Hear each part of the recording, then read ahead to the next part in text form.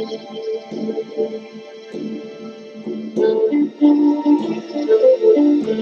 name is Mike, and this is the hot seat. On the hot seat this morning, we have the state of Arizona says no to the NDAA of 2012. By a vote of 6-1, one being an abstention, the Arizona Senate's Board of Security, Federalism, and State Sovereignty Committee approved Senate Bill 1182, bringing it one step away from a full Senate vote.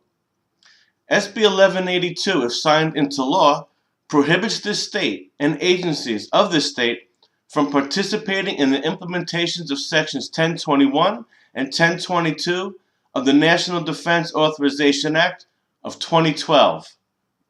As we know, NDAA has been a hotbed of controversy.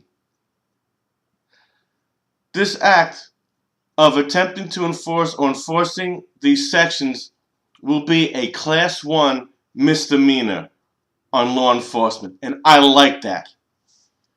Several states are looking into mimicking Arizona's position.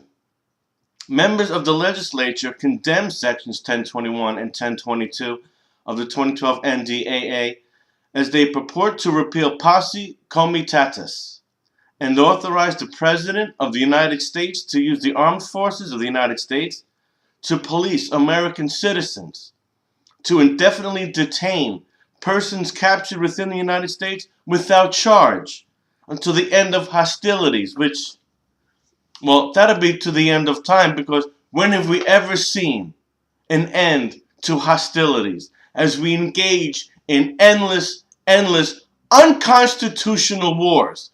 The next two are Syria and Iraq.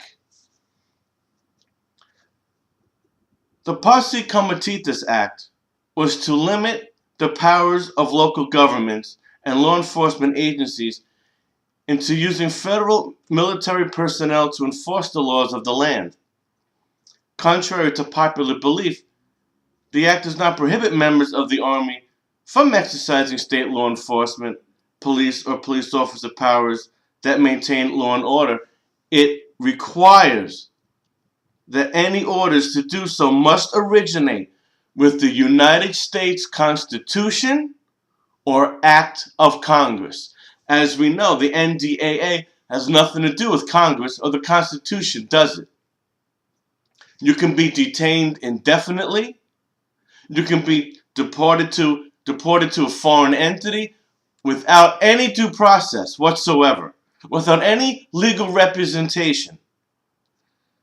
The NDAA of 2012 clearly violates Posse Comitatus Act.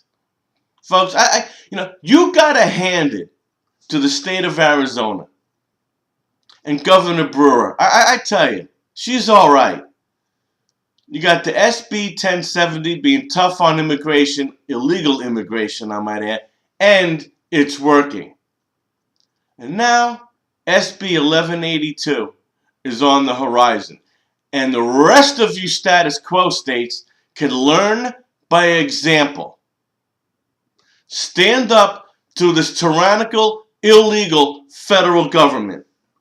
Folks, it is time to get rid of both parties in Washington, D.C. Revolt with the vote. My name is Mike, and this is the hot seat.